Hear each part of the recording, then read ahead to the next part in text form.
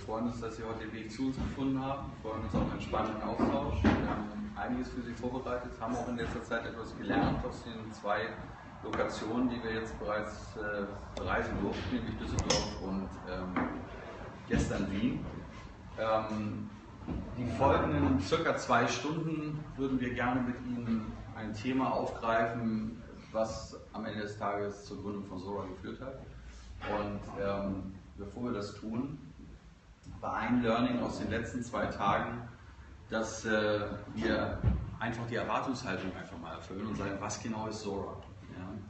Und vor diesem Hintergrund würde ich Ihnen gerne mal das geben, was wir im Markt positionieren, nämlich Zuora ist eine Plattform, eine SaaS-Plattform, alle Aspekte, und ich konnte in einzelnen Gesprächen bereits mit dem einen oder anderen mit Ihnen diskutieren, alle Aspekte eines, wir nennen es in Deutschland, Abo-Modells in jeglicher Form mit den Kunden abzurechnen oder anzubieten, abzurechnen und die Komplexitäten, die damit verbunden sind, rauszunehmen. Das Ganze bezeichnen wir dann auch als Relationship Business Management, weil es dadurch geht, und wir hatten das vorhin auch ganz schön diskutiert, die Beziehungen mit dem Kunden in den Vordergrund zu stellen und anhand der Beziehung mit dem Kunden zu lernen, welche Services muss ich wie verändern, optimieren und neu anbieten, vielleicht anders monetarisieren, mit einem anderen Preispunkt versehen. Über all das werden wir im Detail noch ausgiebig sprechen, warum das sinnvoll ist und warum da auch ein Markt für uns existiert, der für uns ein extremes Potenzial darstellt. Zum Potenzial selber werden wir auch noch eine Studie Ihnen vorstellen und das, was der Tien Tzou, unser Gründer und CEO, heute auch hier zugegen, in dem globalen Kontext sieht, ob das auch so zutrifft für die deutsche Organisation bzw. für den deutschsprachigen Raum. Zuora selber ist ein 2007 unter anderem von Tien Tzou gegründetes Unternehmen.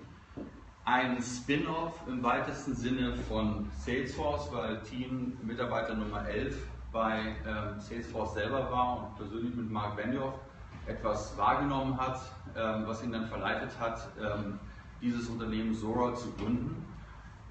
Seit 2007 sind wir ein Unternehmen, was in etwa 500 Mitarbeiter weltweit hat. Wir wachsen extrem und stark. Freut mich auch persönlich, wenn jede Woche eigentlich 2 bis 3 von neuen Mitarbeitern wir begrüßen dürfen.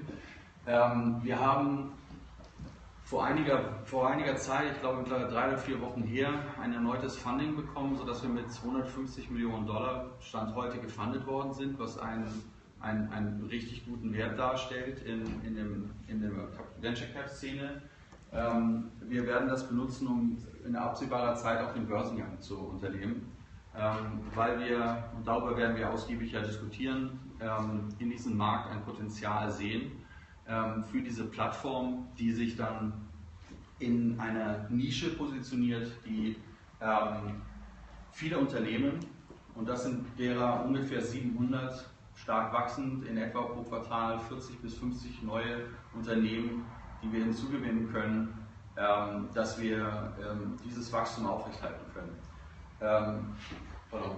Die Unternehmen selber, die sind, auch das werden wir noch weiter vertiefen, über alle Industrien verteilt. Es gibt keinen spezifischen Markt, der nicht von diesem Trend, über den wir ausführlich reden werden, dann erfasst sind.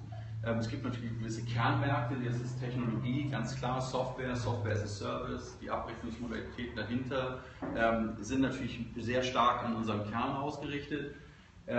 Medienhäuser, die die Frage sich stellen, im Zuge der Digitalisierung, wie werde ich hier meinen Content zukünftig monetarisieren können. Es gibt aber genauso auch im Telco-Bereich Over-the-Top-Services Möglichkeiten, den klassischen Kernbereich der Telcos zu erweitern, mit neuen Serviceangeboten auszustatten und hier ein weiteres Wachstum zu erzeugen. Aber auch nette Beispiele, die auf Tien auch später eingehen wird, wie Goodmouth, die im Consumer-Bereich untergebracht sind, wo es darum geht, dass Zahnbürstenköpfe, die wir alle so sagen wir, öfter mal kaufen sollten, als wir es tatsächlich tun, vielleicht in Form einer Subskription, eines Abo-Modells, einmal im Monat, alle 3 Monate etc. angeboten werden und hierdurch das Geschäft auch für den Hersteller des Zahnbürstenkopfes im weitesten Sinne dann lukrativ werden lassen. Ich habe ihn zusätzlich einmal, auch hier unten sehen wir es, mal die ersten Kunden in meiner Region mit aufgeführt, was das sind Matrix 42, Softwarehaus in Frankfurt, Jimdo, ein Web-Hoster für Webseiten in Hamburg und TCS, Touring Club Swiss, wo wir den Gmünder hier auch zugegen haben, der Ihnen diesen Case bei TCS nochmal im Detail vorstellen wird. Meine Person, Alexander Tschaler, ich verantworte seit circa einem Dreivierteljahr diese Region Central Europe Region mit Sitz in München, in Maximilianstraße. Die Präsenz ist perfekt geeignet, wie wir auch jetzt in den Lokationen als Feedback bekommen haben, zentral in der Region, ergänzt um weitere Funktionen, die sowohl technisch in Berlin und vertriebsseitig über Köln, Wien und München selber natürlich dann stark ausgebaut werden sollen. Die Agenda selber fasst das nochmal kurz zusammen, was ich bereits gesagt habe. Wir werden also von Tien im Wesentlichen die Trends hören, die wir heute im Markt sehen und zukünftig auch im Markt weiter verstärkend sehen werden. Das werden wir mit Ihnen diskutieren, genauso wie dann den Übergang finden auf ein konkretes Projekt von TCS, von Touring Club Swiss. Dann im weiteren Verlauf haben wir einen Partner hier zugegen von goetzpartners, den Herrn Worbs, der uns die beratende Seite dort einmal darstellen wird und die wir diskutieren werden. Und zum Abschluss werde ich Ihnen noch die Studie, die wir gemacht haben, mit IDG vorstellen. Ich freue mich auf einen tollen Austausch mit Ihnen. Seien Sie interaktiv, wir sind eine kleine Gruppe und ich freue mich jetzt, ich muss dazu aber auch sagen, wir werden jetzt natürlich auf Englisch gehen, ich hoffe, das ist okay. Freue mich, I'm happy to have you here, Tien, and please go and tell us the story about Zuora. Yeah. Thank you. Thank you, Alex. Thank you for coming here today and really giving us a chance to tell you our story, the story of Zuora. And the story of our company, though, more so than the people, the products that we build, is really the story of a big trend that's going on all around us that really affects every single one of us in our personal lives. And it's this trend that we call the subscription economy. And the basic idea here is that customers have changed. Customers have changed very differently, and even just compared to, say, 1, 2, or 3 years ago. And if you stop and think about your own personal lives and how you have changed as a customer, and there's certainly things that you hear about people say. Certainly we are more informed as customers before we go into the store, before we talk to a salesperson, right? Before we decide to buy a product. We're much more informed about the things that we're interested in, right? Because of our access to information. We're certainly much more connected as well, and you know about this. We're connected to our social networks, we're connected to our words of mouth, and you hear about the buzz about products before you do so. But it goes deeper than that. It goes deeper than that in the sense that the way we buy things and the way we evaluate things and the way we access things are very different now. Very different now. And if you think about it, more and more of our lives are being run by these things that we use on our phone, these things that we use in the cloud, these things that we use as services, and it's really changing our expectations of the things that we use. It's changing our expectations, right? Certainly, we all expect things to be real time now. We all want things immediately, right? And then there's companies that are trying to figure out how to deliver you what you need today, right? Not tomorrow, not 2 days, not a week, but when you order it, right? Your dinner today, your packages today, your goods today. But there's something really interesting. We expect things to be very personal now, right? The idea that we all use the same product and you're using the same capability as I use, it doesn't really make much sense to us. We customize the things that we use.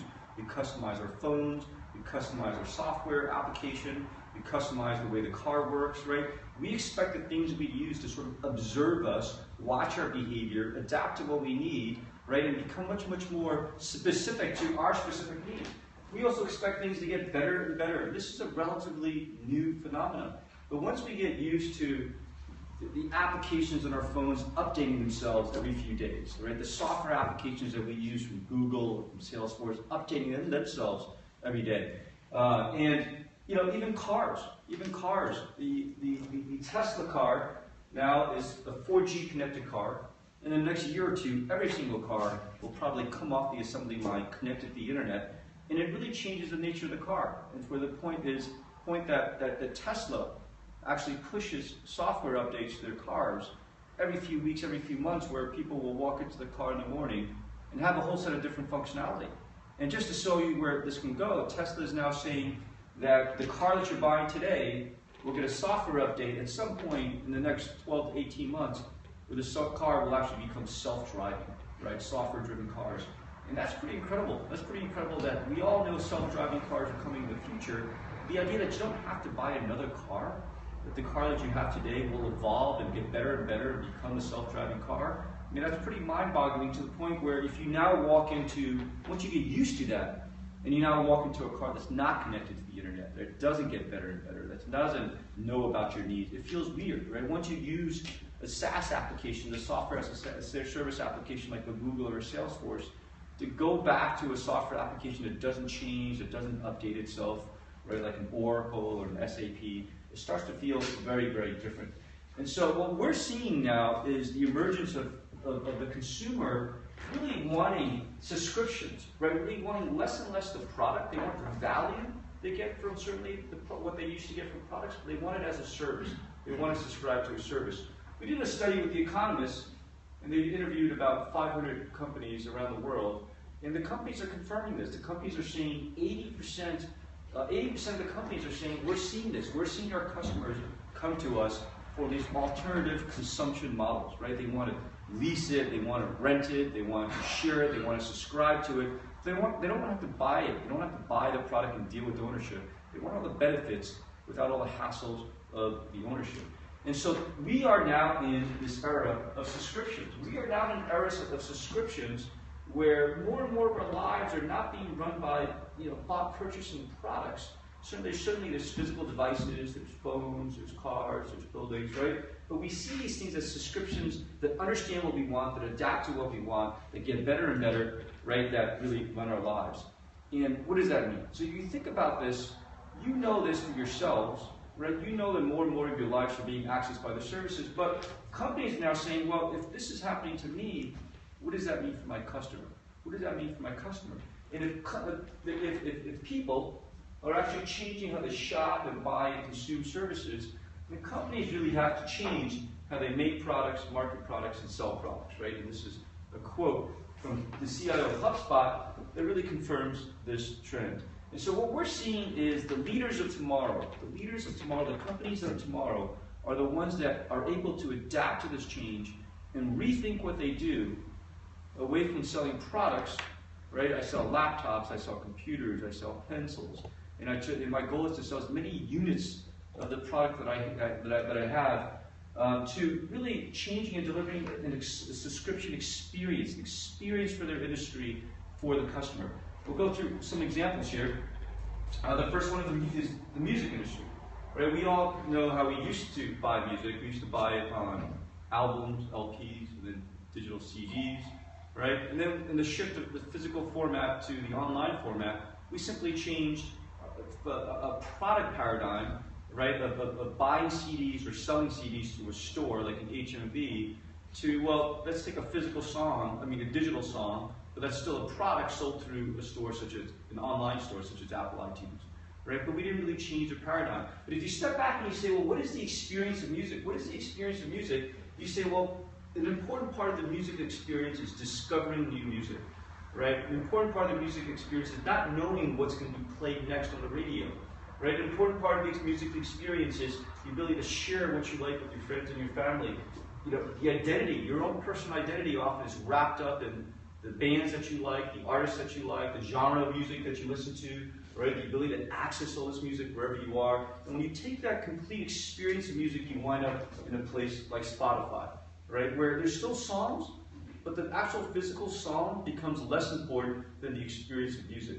This is why, right, the music industry is being transformed. This is why the sales of songs on iTunes is starting to decline, and this is why Apple has to pay $3 billion to buy Beats, and you're seeing Jay-Z and other artists really doing the same thing, right? We're seeing this trend in your industry, in the media industry, in the newspaper industry, where the first step was to say, well, we used to sell a physical product, a magazine, a newspaper, through a channel, a newsstand, home delivery, right? And then when we went digital, we try to still keep that in mind. So, well, instead of selling a newspaper, let's try to sell the article itself. Let's try to monetize the article and monetize the content, right? And they're saying, no, we don't need to do that, right? Let's think about the readers as our customers, the readers as our subscribers. Let's think about what our brand represents to the readers. And so our brand certainly represents, well, we're helping people understand the world, but our brand represents technology. Our brand represents arts. Our brand represents sports. Our brand represents politics. And we can go beyond that. And so there's companies like the Times of London, the newspaper The Times of London, that are saying, well, if our brand represents cultural events, let's launch a Times Plus membership, where by being a member, you get access to local arts events, you get access to movie premieres. If our brand represents sports, we'll give you access to sports fan clubs and fantasy football leagues, right? And The Guardian actually is a different story, where this is an interesting story because they said, well, our brand represents democratic access to information. So we are against the paywall. We don't want to have a paywall, right? But we also recognize there's limits to advertising, but how do we monetize those customers' relationships that we have? They went to their customers and said, well, what does our brand represent to you? And what is it that you would pay for? And what they found with their readers, they said, well, we would want to pay money, right, to sort of show our support for The Guardian, support for the brand. And what we like to get is we like to get access to the reporters themselves. We like to come together as a group. We want to talk about our local community. We want to talk about politics. And so they actually launched a Guardian membership that allows their readers to join the Guardian membership. So the articles and the content are still free online, right? Because that's part of their philosophy. But they now have subscribed, they've signed up lots and lots of members as a Guardian membership because they want that connection with the brand. And so there's many, many ways that you can figure out who are my customers, what is the relationship I have with them, and how do I monetize. We're seeing this happen in the retail industry. In the retail industry where, the retail industry is being transformed with e-commerce, and every year we hear about there's more and more e-commerce. But if you think about it, what is the difference between Amazon and Walmart? And most people think it's e-commerce versus the retail stores, the physical bricks and mortars retail stores. But we think it's different. We think the big difference is Amazon is a customer-centric company. They track everything you do back, everything they sell back to a specific customer, where you can log into Amazon and you can look at every single purchase that you've made on Amazon since the first purchase you've ever made, right? Well, Walmart, one of the big retailers in the United States, 100 million people, that's 1/3 of the US population, walks into Walmart every month to buy something, right? So it's a big, big number. But they don't know who you are. They don't track everything back to the customer, right? And so Amazon can take that relationship and go in all these different places. They can start streaming you movies. They can start selling you groceries, right? They can start selling you music. They can go to all these different things where now they put a device on your refrigerator, and when you want to buy something, you press a button, and they'll go and ship it to you. This is the Amazon Dash. So they can go to all these different places that Walmart can't. And so we think the competition is not e-commerce versus bricks and mortars. It's a different style of retailing where they know who you are, they're tracking your behavior, they're building a relationship with you.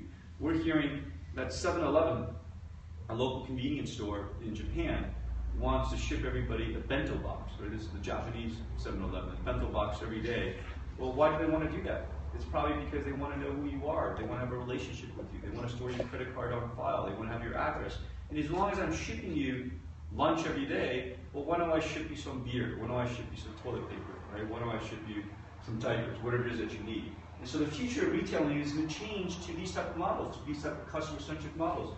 We're seeing this happen in transportation. This is an example where $1,599, you can travel anywhere, right? And you don't have to worry about security or tickets or anything. It's transforming how customers fly across California. We're seeing this example with education, where most schools is one of the few companies that they fire all their customers, right? Every 2 years, every 4 years, every 6 years. It doesn't make any sense, right? Education is a lifelong thing, and Linda is saying let's transform this. There's 2 billion online learners, and we're going to build a relationship with them for life.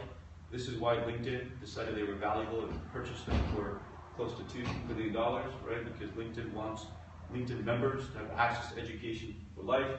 This is transforming home automation, where combining security and home automation to be able to control your house right? To understand who you are, to understand what to do, to customize these services for you.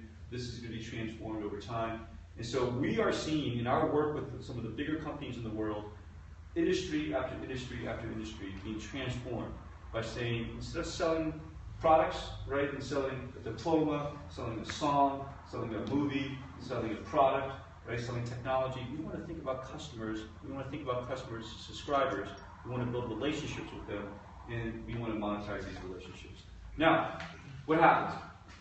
Well, this comes with a lot of challenges. This comes with a lot of challenges for companies. They're saying, okay, when we talk to companies, this is happening. You can feel this is happening. You can feel this is happening in your personal lives.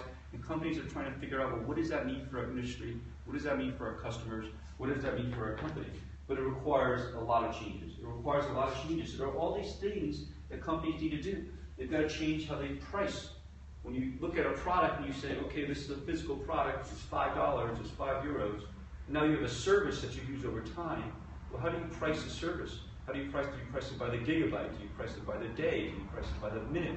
What is the value that people get from a service that they're using on an ongoing basis? And how do you think about pricing?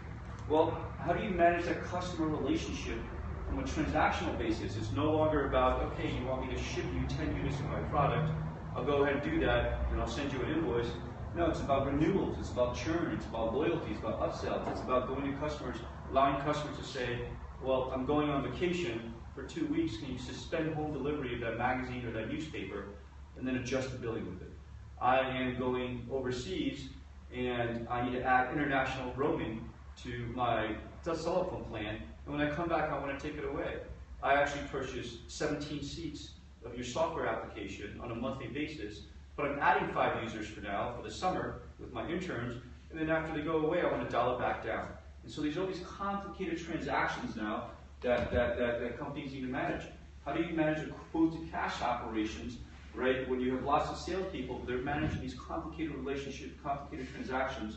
Companies are saying, you know, these new business models, with all these invoices I have to send out, with these revenue recognition rules that I have to process, it takes me 2 weeks to send out the invoices. It takes me 2 weeks to figure out how much revenue to book. I can't close my books on time.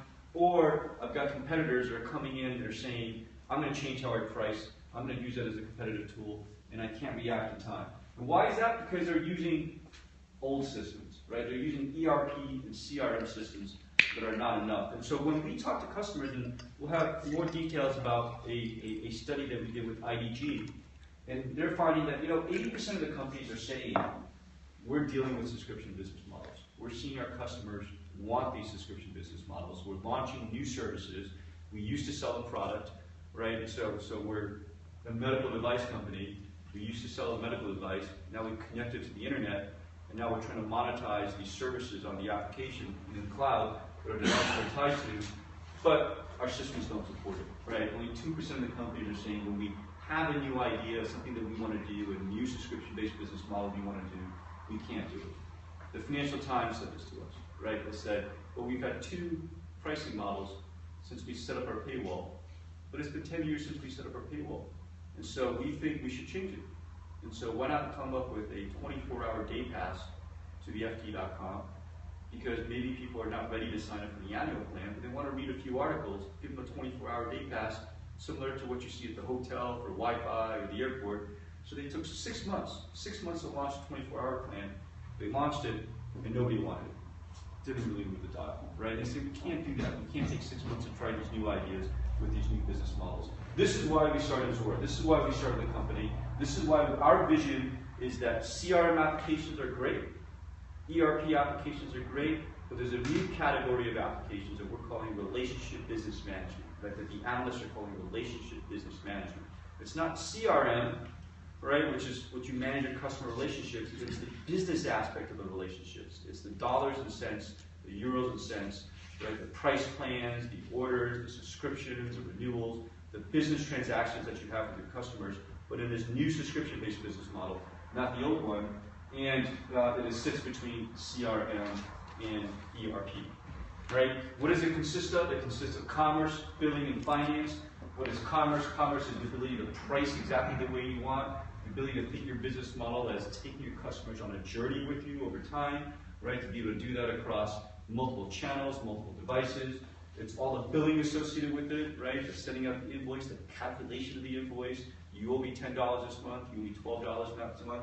It's based on how many movies you've watched, it's based on how many articles you've seen. You have to handle the settlements of those invoices across global payment methods, right? All the scale of the automation, so it doesn't matter if you are sending out bills for 10 million customers versus 10 customers, it's all the same effort. And then all the financial aspects to it, including all the metrics such as churn, such as renewal, such as customer lifetime value, right? Things that manufacturing companies didn't have to worry about before, the subscription businesses need to do now. And it's a new category that ties in all these previous applications, right? So it sits in between, it ties in the data from your CRM and pushes information to your salespeople. It has the ERP application that it integrates with. It integrates to your website if you're doing a lot of transactions off the website. It integrates with your payment gateways. It integrates with your taxations. But RBM, Relationship Business Management, is the core application that companies moving forward in the subscription economy will be looking to use. And just to give you a sense, it allows CMOs to change their pricing, right? Instead of 6 months to do something, 5 clicks, now to change the pricing. It allows the operations team to send out millions of bills in minutes or hours, right, versus days and weeks. It allows the CFOs to shorten the time to get the financial metrics they need for this business model, to close their books, right? It allows the technology team to tell the business, we can launch your product, we can launch your application, we can launch your services in a very quick amount of time. And so RBM is what allows companies to be successful in the subscription economy, to rethink what they do, not as selling products, but selling services that customers subscribe to, and design a unique subscription experience that really allows them to transform the industry, transform their company, and transform the value proposition to the customers. And so with that, I'll turn it back to Alex to introduce the rest of it. But any questions for us before we continue? Great. So we're going to do some stories now to kind of bring this out. There's some customer stories and some industry analysts. Thanks. Out of the 700 customers we are having, roundabout, what is the most inspiring case you saw so far? Well, we see a lot of inspiring cases, but just to sort of push the thinking, I mentioned this medical device company. It's a very interesting story. They sell a $250,000 medical device, and it's a gene sequencing device. And so you take the chip, the CTO demoed it to me, you put a few drops of blood on the chip, you pop it into this machine, and 90 minutes later it's sequenced your genes. And so the technology is very, very fast. But why is it so expensive? This device is because it has a lot of microprocessors, right? Because gene sequencing is a big parallel processing problem. And so it has hundreds of microprocessors. And what they realize is, well, we can shrink the cost down of this device to a $30,000 device, right? Reduce the cost by about 10x. And the way we do that is we take out all the chips. We take out all the chips, and it's a much cheaper device, and they're now selling thousands of these every year instead of hundreds of these. And how do they do that? Well, they internet-enable the device. You pop the chip in, it creates a file. They ship the file up to Amazon. They take advantage of Amazon's cloud computing infrastructure to do that analysis, and they ship the results of the analysis back to the machine. And it's allowed them to really change the face of research there. But what they said is, well, that was really interesting, but the more transformational thing is we can now see what these doctors and researchers are doing with this device. We used to sell the device to the procurement department, and we wouldn't know what happens to them. But now every day we get a report from Amazon that says, well, this person did 10 scans, this person did 5 scans, this person did 8 scans. It was pretty fascinating to them. And they found that, well, all of a sudden in the report, there is a researcher in Africa that uses one of their devices. So they got curious. They went online, they Googled him, they found out who he was, they sent him an email. And the doctor emailed back that said, well, we were doing malaria research, and at $250,000, I can't use this device. But at $30,000, it's changed my research, right? I can actually take my patients in, take their drop of blood, pop it in, look at the device, and understand, how much malaria they have and what exactly is going on. And so it's been transformational for them. But they said, this has opened up their eyes to a whole new way of thinking. They said, we have 50 product managers today, 49 of them work on the hardware, and one of them work on the software. The software guy just works on the little device thing, right, the little control panel. but they're saying, this doesn't make any sense. We're going to hire, we want half of our product managers to be thinking about applications in Amazon. Diagnostic applications, archiving applications, collaboration applications, research applications, all these other, value-added services. And we don't want to do this just with this one device. We want to do this across all of our entire product portfolio, right? And so it's this whole way of thinking is transform this medical device company to say, well, we want to get close to our customers. We know what they're doing. We want to ask them questions. We want to deliver more services, right? And we can actually watch how they're using our application and learn more about them to provide a much, much better service. And it's transformed the way of thinking. This is how far this can go, where you think about connected devices, connected homes, connected cars, connected medical devices, and you can really see that the world is going to change very much in the next few years. Thanks for sharing. Sure. Good. Wir können zurück auf Deutsch. Es freut mich, dass wir Ernest Gmünder für einen anderen inspirierenden Case auf die Bühne bitten dürfen. Tien Tzou ist vor 3 Jahren gestartet, in etwa. Wir freuen uns auf den Vortrag. Herzlichen Dank. Ich war IT-Leiter, CIO beim Touring Club Schweiz, als wir Zuora ausgewählt haben und implementiert haben. Ich möchte das mal präsentieren. Touring Club Schweiz ist eigentlich das Pendant zum ADAC in Deutschland, also Fahrzeugassistance, Personenassistance, Schutzbrief, Versicherungen, aber auch Fahrtraining, Campings, Hotel und andere Leistungen in der Mobilität. 1,6 Millionen Mitglieder, 5 Millionen Kunden in der Datenbank, 2,5 Millionen Verträge, die verwaltet werden und eben erneuert werden Jahr für Jahr. Der TCS hat aber erkannt, da gibt es Probleme, stagnierende Mitgliederzahl, obwohl in Deutschland zum Beispiel Wachstum da ist oder in Österreich auch. Warum nicht in der Schweiz? Klar, mehr Konkurrenz, Versicherungen kommen in den gleichen Space. Die Autohersteller vor allem wollen eigentlich diese Relationship, von der wir gesprochen haben, mit dem Fahrer auch haben. Also wenn ein neuer Wagen verkauft wird, dann sind 3 Jahre schon angehängt die Fahrzeugassistance zum Beispiel. Das bringt natürlich Konkurrenz. Dann muss sich auch das Business erneuern, innovieren, neue Leistungen bringen oder eben Leistungen ändern, anpassen, auch mit dem Preispunkt vielleicht arbeiten, um sicherzustellen, dass Wachstum wiederkommt. Mit Innovationen auf der Business-Seite kommt natürlich auch die Challenges auf der IT-Seite. Alte Systeme, die sehr unflexibel sind, eine Änderung in einem Produkt zu bringen, das kostet sehr viel. Deshalb ist es schwer zu innovieren, das braucht viel Zeit, viel Geld und die Systeme erlauben das eigentlich alle nicht mehr.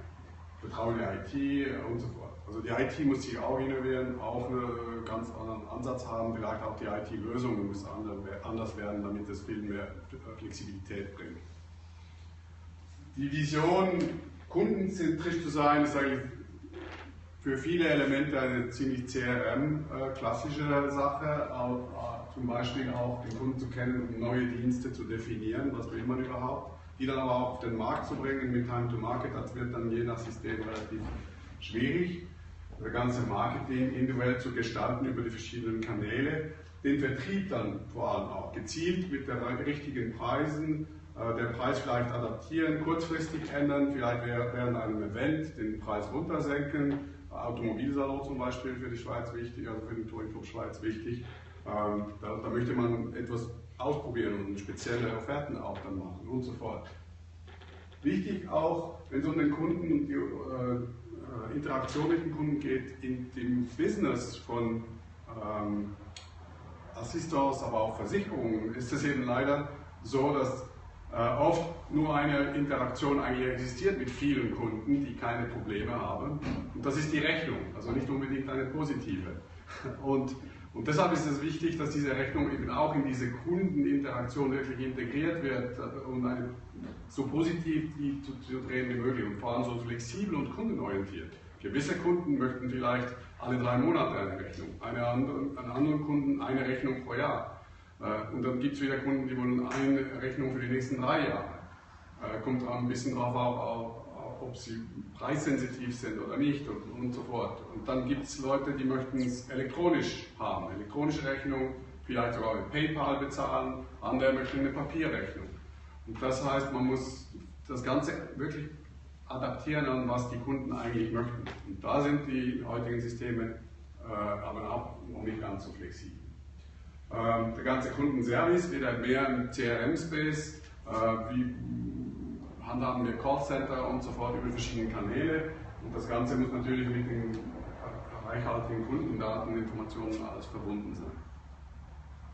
Auf der IT-Seite der alte Fokus sehr technologiefokussiert, bei den Applikationen oft interne Entwicklungen und der neue Fokus bei uns war dann weg von der Technologie, mehr Systeme, Applikationen einkaufen, die dann konfigurieren, aber vor allem mit dem Business eng zusammenarbeiten in Sachen Prozessen, Prozesse verstehen, die Prozesse, die das System abspielen kann, auch dem Business nahebringen, um zu verstehen, müssen die wirklich abgeändert werden oder können die Prozesse, die im System sind, wirklich auch gebraucht werden, was natürlich schneller geht, viel weniger kostet und so fort.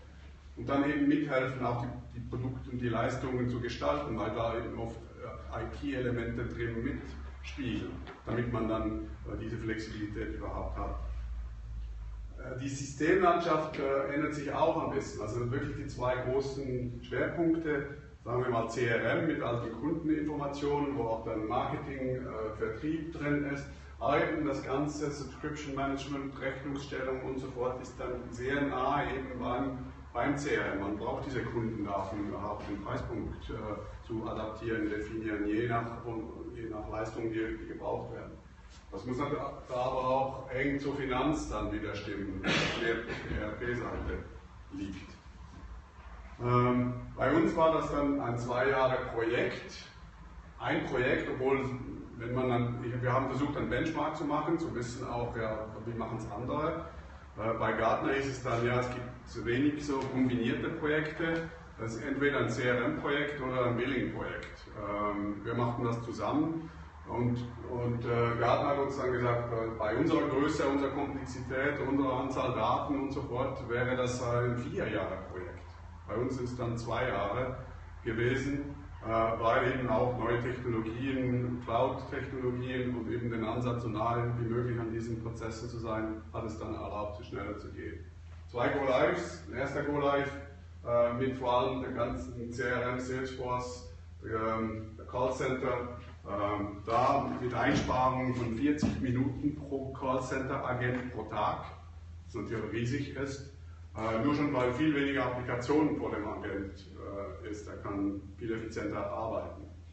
Und das zweite Go-Live dann mehr im Vertrieb mit dem Produktkatalog, den ganzen Vertriebsprozess, E-Commerce und natürlich Partnermanagement, Partnerportal, das Subscription Management, Rechnungsstellung. Hier haben wir dann wirklich die Flexibilität gewonnen. Endlich konnten wir auch unterjährig verkaufen. Der TCS, die Mitgliedschaft ist immer ab 1. Januar. Also wenn Sie eine Mitgliedschaft im September kaufen, kaufen Sie sie nur bis Ende Jahr und dann müssen Sie erneuern. Was auch ein Problem ist, wenn man so gegen Ende Jahr Marketingkampagnen fahren will für 2 Monate. Oder? Und da haben wir natürlich sofort schon die Flexibilität gehabt. Diese Änderung alleine wäre ein 6-monatiges Projekt gewesen mit 300.000 Schweizer Franken. Aber hier auch Flexibilität im Pricing und vor allem aber auch in der Rechnungsstellung, elektronische Rechnung und so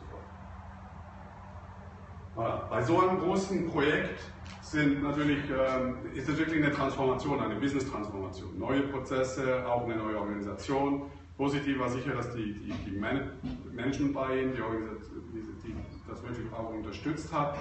Der Change ist natürlich schwierig. Vor allem, wenn Sie eine Organisation haben, die seit Jahren immer das Gleiche gemacht hat, sich zu projizieren in die Zukunft, ist sehr schwierig, diese Prozesse. Aber eben kommen mit so einem Projekt neue Opportunitäten. 3-mal pro Jahr kommen neue Salesforce-Funktionalitäten zum Beispiel, es kommen regelmäßig neue Funktionalitäten auf der Zuora-Seite und so fort. Und da kann man relativ schnell auch diese Vorteile auch den Kunden und dem ganzen Business zukommen lassen.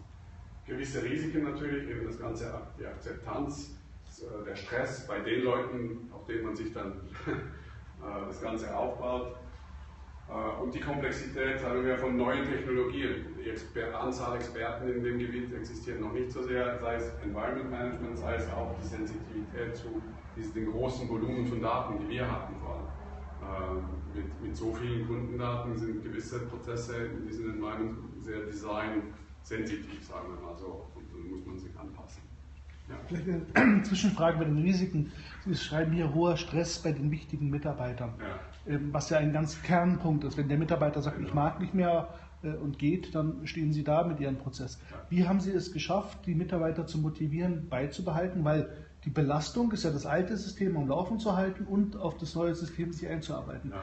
Was war da Ihr Rezept? Also wir haben versucht, so gut es ging, das war eben leider nicht immer möglich, gewisse Leute wirklich aus dem Alltag rauszuholen und nur auf Projekt zu setzen. Da, wo es wirklich schwierig war, waren die Leute, die dann eben zwischendurch auch immer wieder zurück mussten zum alten Prozess oder zum alten System. Da war der Stress wirklich sehr, sehr hoch. Die Motivation war teilweise auch Selbstmotivation, weil es war natürlich sehr, sehr interessant, bei so modernen Systemen und diesen neuen Prozessen mitwirken zu können. Es ist wirklich Change Management. Es geht darum, den Leuten auch zu erklären, wo geht es eigentlich hin, was können sie alles bewirken, um dorthin zu gehen und so fort und so fort. Also viele Aktivitäten haben wir gemacht, um zu wissen, haben die Leute überhaupt die Kompetenz, dann haben wir Leute ausgebildet, haben also investiert in die Leute und so fort. Also die ganze Palette von Change Management. Aber es bleibt ein richtig schwieriges Unternehmen. Und vor allem je kürzer das Projekt, je weniger Zeit haben Sie für dieses Change Management. Oder? Ja, noch eine Frage, die eine Folie vorher, diese neue Systemlandschaft.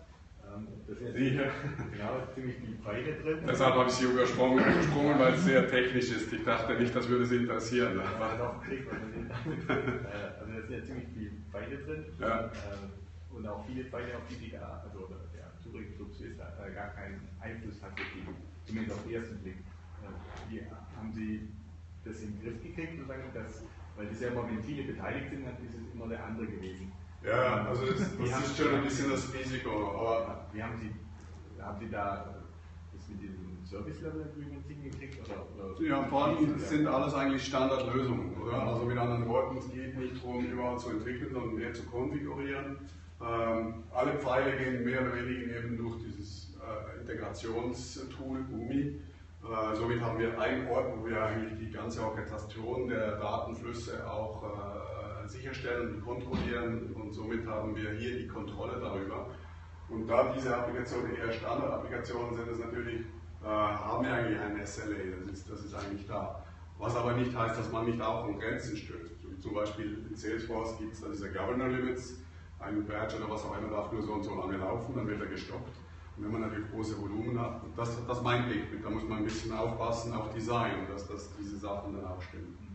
Aber es war eben erstaunlich eigentlich, wie quote-unquote einfach es war, in diese neue Welt reinzukommen, auch sogar in eine Cloud-basierte Integrationslösung. Mit Leuten, die andere Integrationslösungen kennen, wie WebSphere bei uns, was viel zu komplex war. Für die Anzahl Leute, die ich hatte, ist Boomi viel, viel einfacher zu benutzen. Die Tools sind generell einfacher zu benutzen, weil man wirklich in die Konfiguration reingeht. Mit ein paar Klicks, man entwickelt nicht mehr.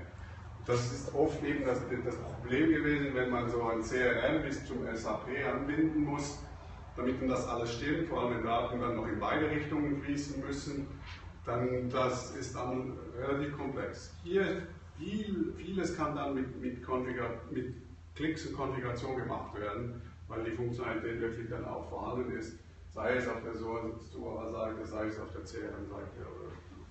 Das hat dann relativ gut funktioniert.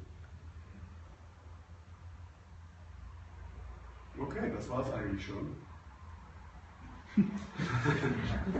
Vielen Dank. Eine kleine Frage hätte ich von meiner Seite noch. Die Sprachen in einer der letzten Vorträge von den Triggern dieses Projektes.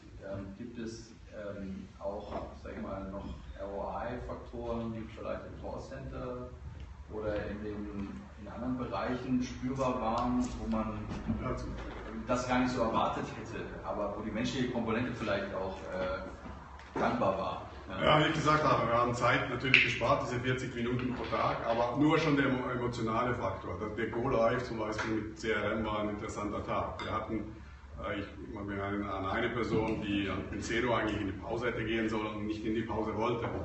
Sie sagte, es sei besser als Videogames. Das User-Interface, wenn Sie natürlich von einem AS400 schwarz-grünen User-Interface zu einem modernen Salesforce oder modernen Zuora User-Interface kommen, dann ist das natürlich wie Tag und Nacht und eine richtige Freude damit zu arbeiten. Das war schon emotional positiv. Aber positiv war natürlich auch die ganze Flexibilität, zum Beispiel im Guided Sales, das man dann hat, wo der Callcenter-Agent durch diese Tools, durch Zuora, Chameleon Hilfe kriegt, um dem Kunden auch das Richtige anzubieten. Somit hatten wir viel mehr Cross-Sales, Up-Sales schon vom Go-Live. Und die Schulungsaufwände auch reduzieren? Schulungsaufwände reduzieren? Ja, Schulungsaufwände waren eigentlich relativ kurz. Wir haben innerhalb von 3 Tagen, also 3 Trainingstage, haben wir das ganze Callcenter eigentlich trainiert. Und dann nach dem Go-Live noch einen Refresher-Tag eingebaut. Aber eben die ganzen Abläufe waren neu, gewisse Produkte waren neu und natürlich die Systeme waren neu und das wurde alles innerhalb von 3 Tagen trainiert. Okay, vielen Dank. Jetzt haben wir im Wesentlichen unsere Story gehört, den Markt, wie er sich aus unserer Sicht entwickelt, ein Kundenbeispiel, was eine gewisse Komplexität auch beinhaltet. Und ich freue mich jetzt auf goetzpartner, was uns dabei helfen soll zu verstehen, wie hier ein Beratungsansatz überhaupt aussehen kann, wenn vielleicht die Richtung, dieses Geschäftsmodell, das neue Geschäftsmodell in der Form noch nicht ganz so klar ist und wie vielleicht Ihr Haus damit umgehen kann, Unternehmen dabei zu beraten, dort vielleicht neue Dinge zu erwirtschaften, neue Ansätze zu entwickeln und auch für sich zu nutzen. Ja, vielen Dank. Schönen guten Tag von meiner Seite. Markus Worbs ist mein Name, ich bin Partner bei goetzpartners. Wir sind eine strategische Beratung mit dem Fokus auf Strategie, M&A und Transformation. Wir sind 250 Mitarbeiter, seit 1991 am Markt und dort entstanden aus der Zerschlagung des Kabelnetzes im deutschen Markt. Wir haben dort M&A-seitig die ganzen Transaktionen begleitet, kommen also aus der TNT-Industrie und diese vielen Icons sollen andeuten, welche Industrien wir mittlerweile auch abdecken. Es ist Healthcare, Financial Institutions und auch in Industrials und Automotive neben anderen. Und aus dieser Historie heraus haben wir uns mit vielfältigen Recurring Revenue Modellen in der B2C-Welt beschäftigt. Wir haben dazu ja schon diverse Beispiele gehört. Wir haben für Kabelnetzbetreiber Abo-Pakete definiert, für Pay-TV-Provider. Wir haben OTT-Business Models designt und dann auch entsprechend konkretisiert in ein Recurring, sprich Abo-basiertes Modell. Und uns auf der anderen Seite beschäftigt mit der digitalen Transformation und natürlich mit unseren Industrien, sprich hier Industrials und Automotive. Und wenn man all diese Punkte zusammenbringt, dann kommt es zu den Schlagworten, die jetzt gerade auch in aller Munde sind aufgrund der Hannover-Messe, nämlich dem Thema Internet of Things. Und deswegen haben wir eine Studie herausgebracht dieses Jahr zum Thema Industrial Internet of Things und gleichzeitig auch ein Beratungsprodukt entwickelt, nämlich Recurring Revenue Growth 2.0 für die Industriewelt. Und daraus möchte ich Ihnen einen kurzen Einblick geben, weil wir schon viel im Bereich B2C gesehen haben, wo wir auch definitiv das Potenzial sehen, dass sich der Markt noch deutlich weiterentwickeln wird, ist es aber auch in der Industrie, in der B2B-Welt entsprechend so. Was ist die Grundlage dafür? Das ist, dass man Produkte mit Daten vernetzen kann. Die Produktnutzung, das haben wir auch schon im Bereich B2C gerade gehört, wird immer besser auswertbar. Es entstehen also neue Wissenshorizonte, aus denen man dann entsprechend neue Produkte generieren kann. Man kann die unterschiedlichen Produkte hier am Beispiel eines Landmaschinenherstellers miteinander vernetzen und dann dem Kunden Zusatzservices anbieten. Das heißt, ich habe hier mein Agrarmanagementsystem aus den originären Maschinen, die man verkauft hat, die man sicherlich auch leasen konnte. Aber jetzt können diese Hersteller zum Beispiel ein Wetterdatensystem, ein Bewässerungssystem, Saatoptimierung entsprechend mit anbieten. Das sind Services, die dann von den Farmern auch abo-basiert genutzt werden und dies bringt dann natürlich neue Revenues für den Anbieter, ja, und auf der anderen Seite viele Vorteile für den Nutzer, weil er seine Maschinen viel effizienter nutzen kann. Ja, er bringt nicht mehr seine Saatmenge immer gleich aus, sondern kann sich den Bedingungen besser anpassen.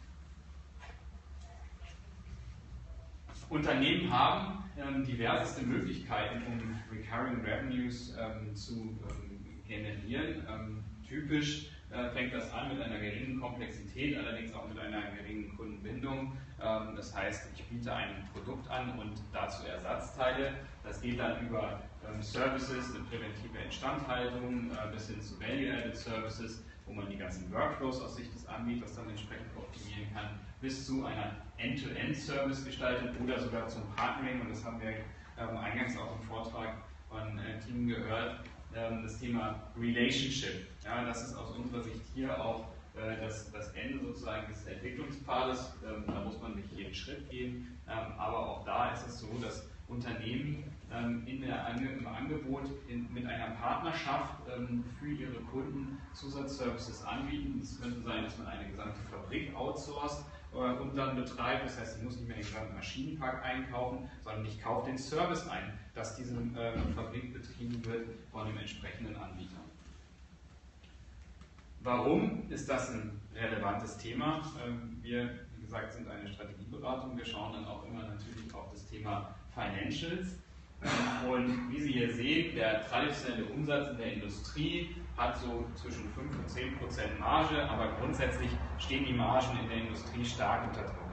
Und dementsprechend suchen die Anbieter natürlich Wege, dort neue Geschäftsfelder zu entwickeln und auch höhermargige Geschäftsfelder. Und dieses finden Sie wiederum im Thema Recurring Revenue. Sie sehen hier im Industriedurchschnitt werden ca. nochmal 20% des traditionellen Umsatzes über Recurring Revenues erwirtschaftet.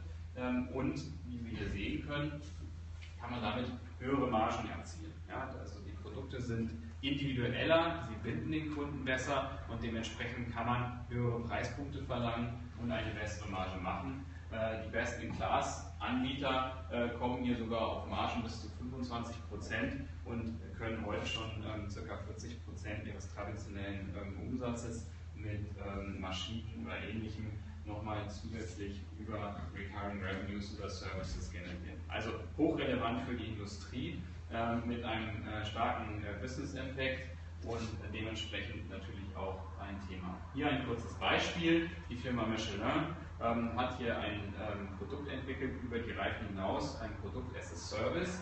Ja, die Reifen sind ausgestattet mit Sensoren, das hatte ich ja gerade schon aufgezeigt. Diese Sensoren messen den Verbrauch und hier kauft der Kunde nicht mehr den Reifen, sondern er kauft genau seinen Verbrauch. Also man kann metergenau mehr oder weniger abrechnen, wie viel der LKW mit diesem Reifen gefahren ist und ich bezahle genau diese Nutzung.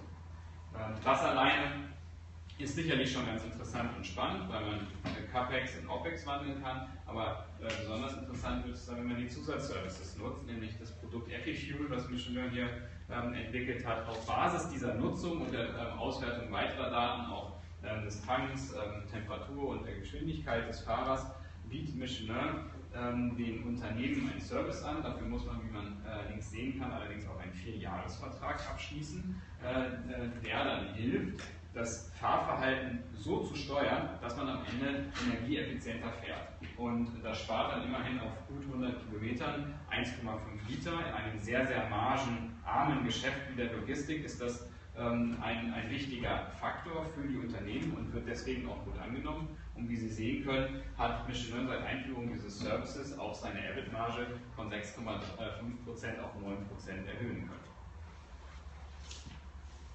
Wenn wir, und Herr Schaller hat es gerade ja eingangs gesagt, von Unternehmen gefragt werden, wie wir dort helfen können, da sind die dann meistens, und das ist in der Industrie Standard, noch nicht so weit, dass sie nicht mehr wissen, wohin mit ihren Daten und wie sie das Ganze managen können. Wenn Zuora sozusagen Abhilfe schafft durch eine intelligentere Softwareleistung, gehen wir hin und schauen uns den Markt an, schauen uns die Entwicklung an Beispiel, die Druckerindustrie steht auch stark unter Druck aufgrund der zurückliegenden Auflagen.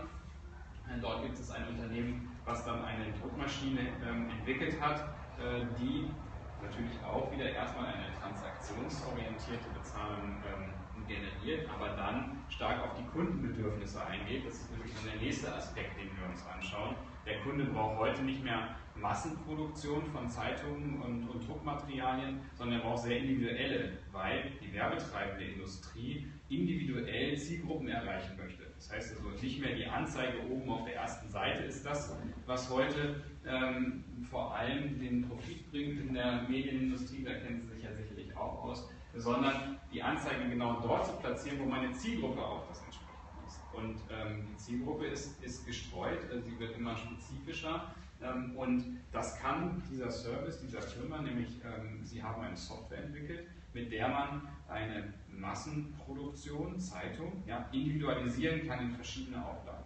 Und das wiederum wird auch als Service angeboten, also wieder ein Recurring Revenue generiert, womit man dann hier beim Preismodell ist, was wir uns dann entsprechend als dritte Komponente anschauen und mitentwickeln, um entsprechend dieses Produkt an den Markt zu bringen. Zu guter Letzt geht es in die Umsetzung. Da spielt dann sicherlich auch die IT eine Rolle, aber auch das ganze Thema Produktentwicklung, Organisation, Personal, es müssen Kompetenzen aufgebaut werden, es müssen Bereichsgrenzen aufgelöst werden. Es geht nicht nur darum, dass man eine Ingenieursleistung erbringt, sondern es müssen die unterschiedlichen Bereiche Wissen miteinander verknüpfen. Das heißt, da ist noch sehr viel mit verbunden. Es müssen neue Marketing- und Vertriebskanäle gesucht und gefunden werden. Das sind alles Herausforderungen, die diese Unternehmen vor sich haben, die sie aber, wie Sie aufgrund der Finanzzahlen sehen können, gerne sozusagen in Anspruch nehmen und den Weg gehen wollen, damit sie dann entsprechend ihr sehr teilweise unter Druck geratenes traditionelles Geschäft ausgleichen können durch das Thema Recurring Revenues. Deswegen können wir sagen, aus Sicht der Strategieberatung ist es auch ein wirklich relevantes Thema, sowohl für den B2C-Markt als auch für den B2B-Markt. Vielen Dank. Vielen Dank von meiner Seite, auch wenn